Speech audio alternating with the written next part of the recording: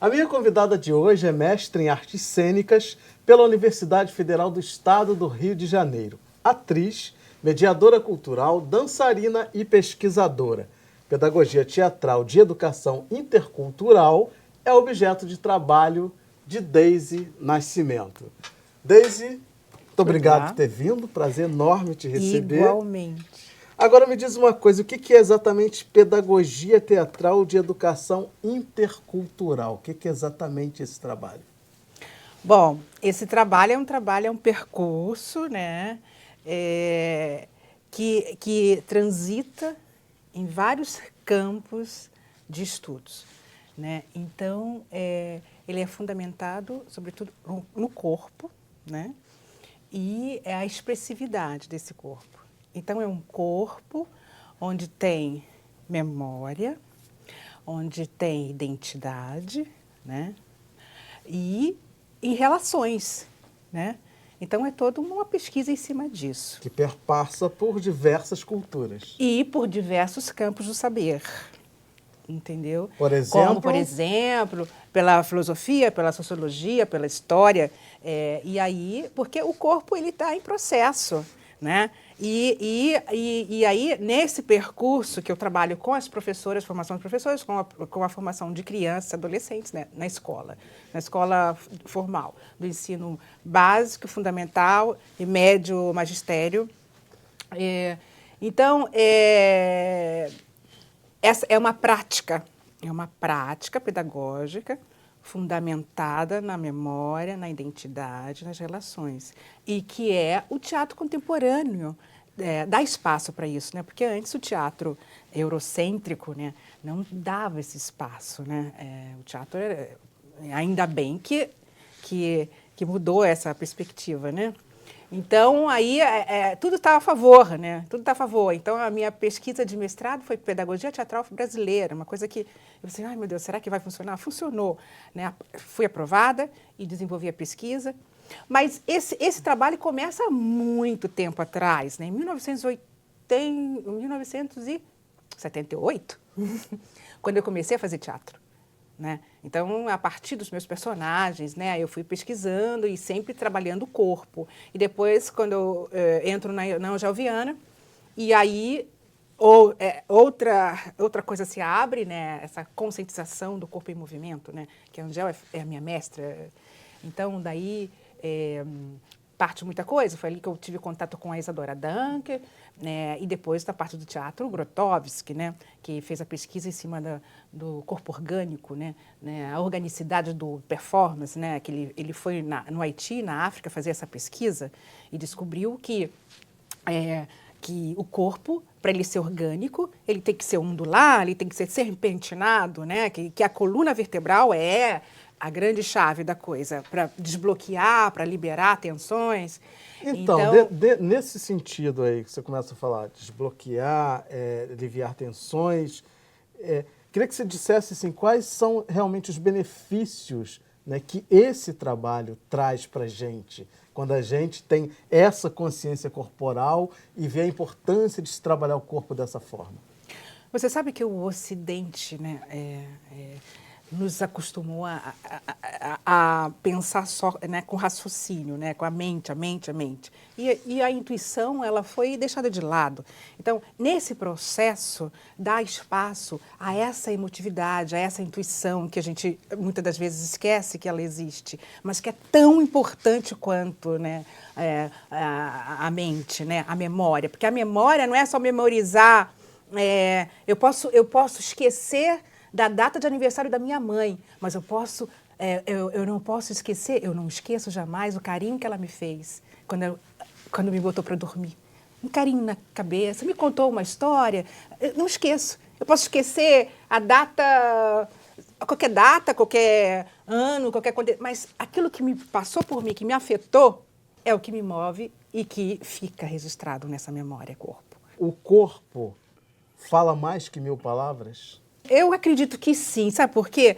Porque aquilo que a gente expressa... Agora, tem uma coisa, dependendo da expressão, porque o Grotowski já dizia o seguinte, que eu também concordo, que é a expressão que vem profundo do seu corpo e a expressão artificial, que vem das periferias do corpo. Essa expressão artificiais poderia ser aquelas que induzem a gente a fazer coisas, que colocaram na gente. Por exemplo, nós, né, negros, temos o meu porteiro já dizia assim, o que eu vou fazer, né? Nós, negros, nascemos com esse defeito, né? Qual é o defeito? É defeito de ser negro. Meu porteiro do prédio falava isso. Então, mas só para dar um exemplo, como as pessoas pensam, né, que a gente tem... Mas esse defeito foi construído, colocaram na gente. Né? A gente não tem defeito, mas fomos construídos dizendo assim, e esse meu porteiro é negro, você tem defeito, você é feio, você é preto, você é pobre, você tem o nariz assado, você tem o cabelo duro. Menos inteligente, menos capaz. Menos inteligente e menos capaz. Então, o que acontece? Crescemos nesse sentido. Então, quer dizer, precisa desconstruir isso para tirar essas coisas. Então, o que expressamos seria essa coisa imposta na gente e que ficou registrado na nossa memória e que é o raciocínio que manda. Então, a gente vai querer ser igual ao branco para ser mais bem aceito, e aquela coisa, tudo que a gente já sabe, né? É uma coisa que vem de dentro, mas vem por isso, porque foi afetado pelo externo. Pelo externo, exatamente. Entendeu? Então, quer dizer, a nossa emotividade, o que a gente tem dentro, que é uma coisa que a gente tem que cuidar, né? Cuidar de si. Então, nesse tempo veloz, esse tempo rápido, tudo correndo, a gente esquece de si, de nós mesmos. A gente tem que esquecer sempre o outro. Não, porque o outro tem, porque o outro faz, eu também quero. Mas e você? Qual é a sua necessidade? Qual é o seu desejo, a sua vontade? Vai deixar para lá? Falando dessa coisa de desconstruir, né? Desconstruir ideias e ideologias que afeta esse corpo negro, eu lembrei de uma coisa. A gente tem a ideia, né, o que é dito por muitos especialistas, por exemplo, que a dança clássica é a base de tudo, de todas as danças do movimento. Na tua opinião, isso também passa por uma imposição de uma cultura? É uma forma de desapropriação cultural, porque tanto que, não sou eu que falo, mas eu concordo que a Isadora Duncan já falava isso quando ela lançou o primeiro livro dela, em 1969, que ela diz o seguinte, que a dança, o balé clássico, ele vai contra a lei natural da gravidade. Por quê? Porque a lei natural da gravidade. O bailarino ele está sempre numa postura que não é natural, né? Porque ele é muito rígido, né? O pé todo, entendeu? Não é natural, tudo. Então, ela fala isso, ela já falou isso há muito tempo atrás, e eu concordo. Então, todo mundo fala em dança afro e pensa logo nos orixás, mas vai além disso. Os orixás representam a expressão que é do corpo negro, que está nas culturas antigas, antes de chegar à religião católica, antes da dança clássica, tudo isso. Ou seja, antes dessa referência... que é a organicidade. Dessa referência de movimento eurocêntrico. Que é a organicidade, onde o corpo ele tem que estar móvel, flexível, em harmonia com a natureza. Porque nós somos a natureza, nós estamos na natureza e fazemos parte da natureza. Então, ele tem que estar ondular, entendeu? E eles têm que estar em relação com todas as coisas vivas e que existem na Terra. Então, o Grotov já falava dessa coisa. Então, para um homem, da pesquisa que ele fez, não sei, já comentei, no Haiti e na África, ele descobriu não só que é importante não separar a música da dança e da dramaturgia, Porque ele é total, é um homem total. O homem performa é um homem total. E ele esse canta, teu trabalho, ele toca, né? ele representa, e ele é flexível, e essa flexibilidade vem da coluna vertebral. A coluna vertebral, ela é serpentinada, deve ser, porque ela deve fluir no espaço. Então, se ela é serpentinada, e eu trabalho com a respiração, inspirar e expirar, então isso aí vai me ajudar a desbloquear os nodos de tensão que eu tenho no corpo. Ok, você está me dizendo que é natural essa fluidez, né, de transitar por várias expressões, isso é natural. Que a gente perdeu no tempo, né? Porque não nos ensinaram assim. Na educação, a gente tem as crianças sentadas nas cadeiras sem fazer movimento nenhum, né? Só na memória, né, no racional ali, memorizando o texto, sem a prática. O Ocidente esqueceu, quer dizer, não esqueceu, ele eliminou o jogo. Agora, como é que é fazer um trabalho que vá contra a maré? Porque é o que você faz. Você vem com uma proposta que é desconstruir o que está aí cristalizado na nossa sociedade. Como é que é fazer esse trabalho? Não, eu já venho fazendo esse trabalho há muitos anos, né? Agora, no Brasil é muito mais difícil. Mas lá fora, eu trabalhei todo esse tempo, fiquei 17 anos lá fora, levando a cultura afro-indígena nas escolas. E porque a Itália foi o último país a receber a imigração, né? Por quê? Porque era um país pobre. Aí, depois que teve a passagem das mãos polidas, né, Mani Pulita, um pouco melhorou a situação do país, ele enriqueceu. Claro que agora está tudo de novo, né? Não se acaba assim com a corrupção, mas melhorou bastante. E aí, o que acontece? A imigração começou a parar no país, porque passava. A Itália era um país de passagem, né? Passavam e iam para a Alemanha, para a Inglaterra, sei lá. Mas depois, quando a Itália melhorou, eles começaram a parar ali. E aí teve a Europa inteira, a comunidade europeia, já era a comunidade europeia, teve esse projeto de educação intercultural. E aí a Itália abraçou... Porque é uma realidade que a Europa está vivendo a partir daquele momento. As crianças locais, né, no caso a italiana, né, é uma maneira de criar, através desse projeto, a criança italiana, por exemplo, abraçar as outras crianças de outros lugares, né, africanas, indianas e tudo mais, esses imigrados que estavam lá. Então, tem todo um mapeamento, quer dizer, esse meu trabalho ele é baseado numa pesquisa. Numa pesquisa, não só uma pesquisa do corpo e tudo mais, mas um mapeamento também da situação. O que está acontecendo? Qual o problema? O que está acontecendo? Então, aí você faz um percurso pedagógico, elabora um programa performativo, né? Porque tem que ser performativo, porque não pode ser um programa sem ação, e a performance tem ação. Para adequar aquela situação. E sempre assim, cada classe vai acontecer uma coisa diferente. Quer dizer, esse processo, esse percurso, ele transita por vários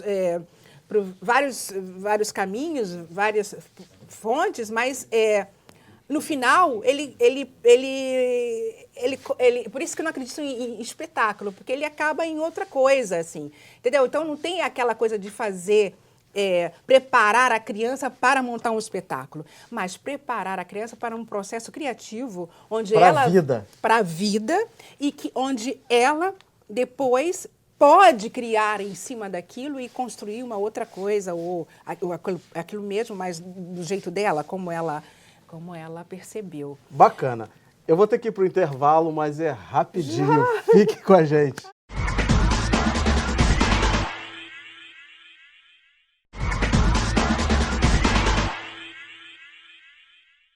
Hoje eu estou conversando com a mestra em artes cênicas, atriz, dançarina e pesquisadora, Deise Nascimento. Deise, vamos iniciar esse bloco vendo um pouquinho do teu trabalho, né? Você me contou que você ficou 17 anos na Itália, então vamos ver um pouquinho aqui do teu trabalho.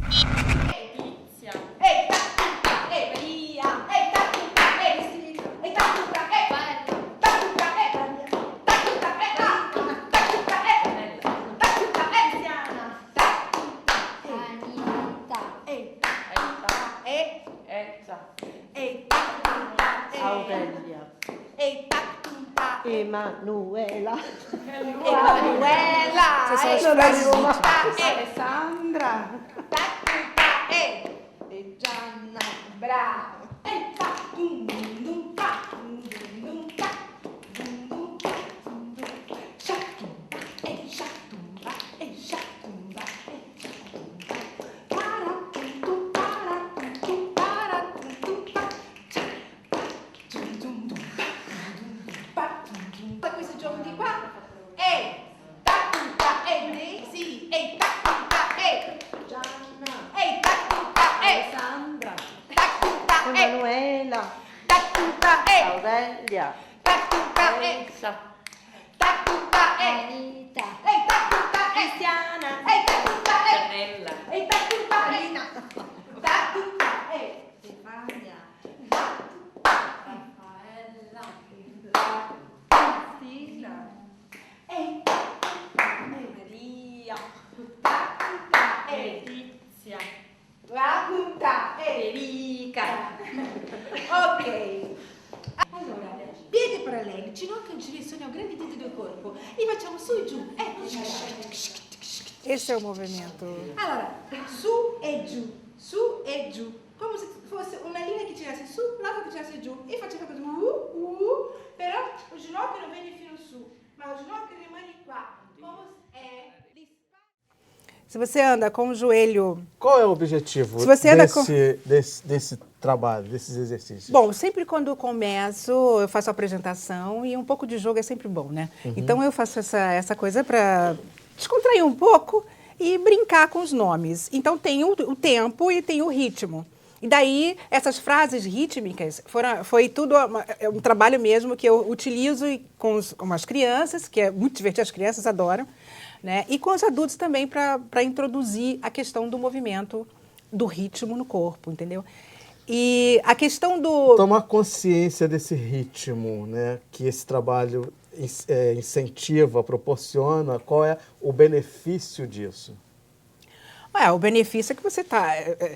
Porque todo mundo fala da sustentabilidade que está, né, lá, mas a sustentabilidade começa da gente. Então, a sustentabilidade do corpo é muito importante. Você melhorar a tua respiração, saber respirar, saber controlar.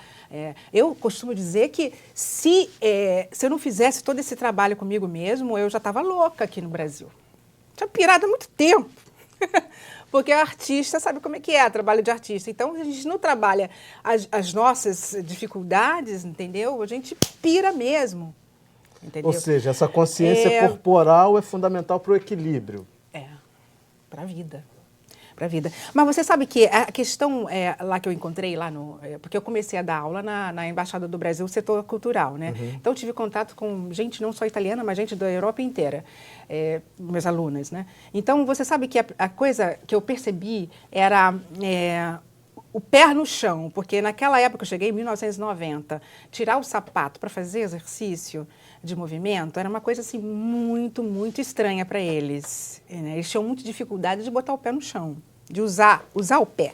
E o pé é muito importante para a nossa prática de corpo. Porque é ali onde você tem o equilíbrio do corpo, onde você vai, né? É a base. Você vai manter também o joelho, na questão ali que ela fala que eu falo do ginóquio. Ginóquio quer dizer joelho. Então, se você anda com as pernas assim, você, né? Que é a cultura clássica, você vai ficar durinho, né? Um boneco. Se você já anda dobrando um pouquinho, dando um pouco de flexibilidade no joelho, estou fazendo isso aqui como se fosse o joelho, você já vai dar mais sustentabilidade à tua fluidez, né? A tua pulsão, né? Porque a gente tem pulsão, a gente tem fluidez, a gente tem energia.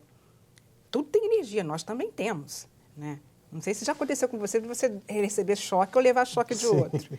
Já aconteceu comigo. Então, temos essa energia. Então, é comprovado isso, né? A neurociência já explica. Então, quer dizer, aí, essa questão do dobrar o joelho, você já dá mais flexibilidade a esse movimento do corpo, a respiração e tudo mais. Já fica mais flexível a coisa. Já até para andar, porque senão começa as tensões vindo, porque a gente senta mal, dorme mal, entendeu? Já vai ter uma melhora no teu sono, já vai dormir melhor, as coisas já vai controlar mais a tua ansiedade, entendeu? Na verdade, a gente é que acaba bagunçando tudo, né? a estrutura é perfeita, mas a gente vai trazendo hábitos que bagunça tudo, desequilibra tudo, né? Vamos ver mais esse trabalho aqui, porque eu queria comentar sobre esse trabalho que eu acho muito importante.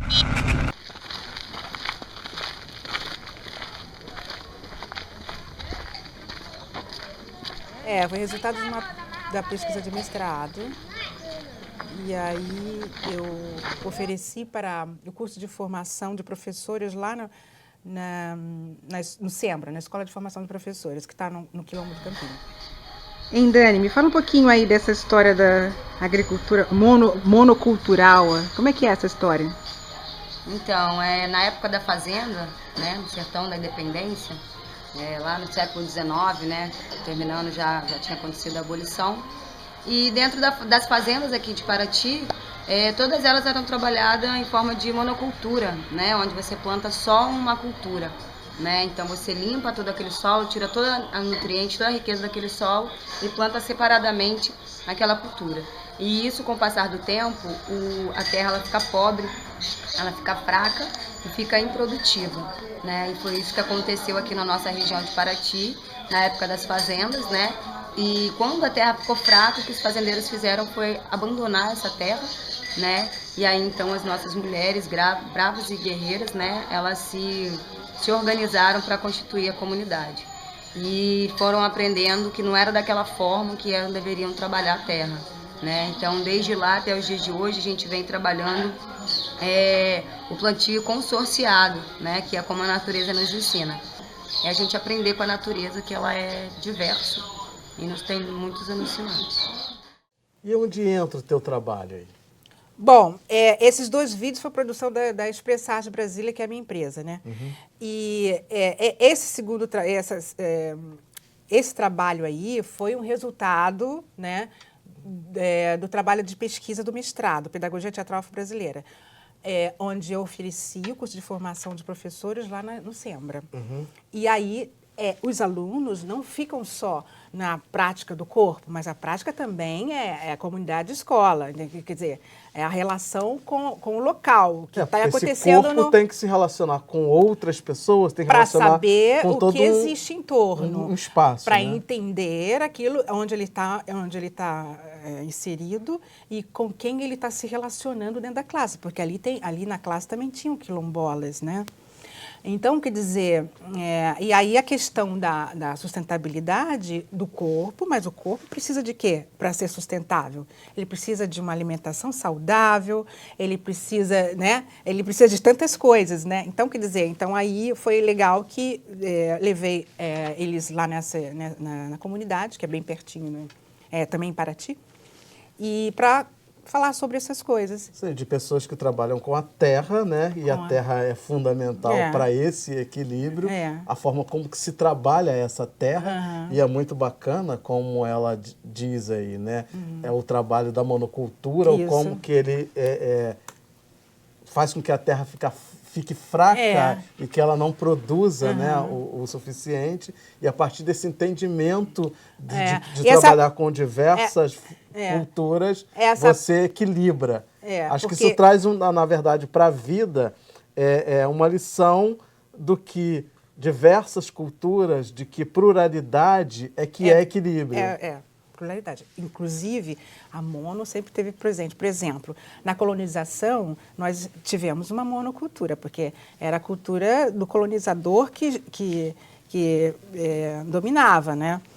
E o que eles faziam? Ali teve um ato de desapropriação, porque desapropriaram os índios da própria cultura, né? Então, quer dizer, aí, e depois veio o quê? Veio um período multicultural, que esse período, o Ortiz já chamou de, foi uma forma de explicar o atraso brasileiro. Logo depois, né, no século XIX ao século XX, teve o mito da democracia racial, que o Ortiz chama de uma maneira do intelectual explicar o atraso brasileiro, porque ali eles reconheceram essas culturas no território, mas não valorizaram, não respeitaram nem nada, só para reconhecer, para dizer que, olha, nós não estamos atrasados, elas estão aí. Aí depois teve o período da interculturalidade, onde essas culturas traçam diálogos Traçam entre si. diálogo e Mas os quilombos traduziram isso Não, muito os bem. quilombos foram... Deise, infelizmente nosso tempo acabou. Muitíssimo obrigado por esse trabalho que você faz, por estar resgatando e unindo essas diversas culturas, porque só assim que é possível equilibrar. E você está batalhando e brigando pelo equilíbrio. Parabéns, seu trabalho é extremamente relevante e necessário. Muito obrigado. Obrigado a vocês. Tchau. Eu conversei com a mestra em artes cênicas, atriz, dançarina e pesquisadora, Deise Nascimento. E para rever essa entrevista e todas as outras edições do programa, é só acessar www.alerj.rj.gov.br ou cultine.com.br. Obrigado pela companhia e até o próximo encontro. Eu te espero.